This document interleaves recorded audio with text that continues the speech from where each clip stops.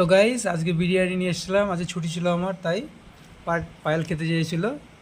আবার এদিকে বাবা মাংস নিয়ে এসছে, সেটাও আছে। এদিকে পেস্ট্রি সবই রয়েছে।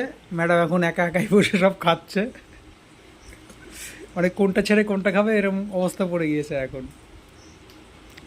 এদিকে বিরিয়ানি থালা ভর্তি, এদিকে চিকেন আছে, রুটি, পেস্ট্রি সব।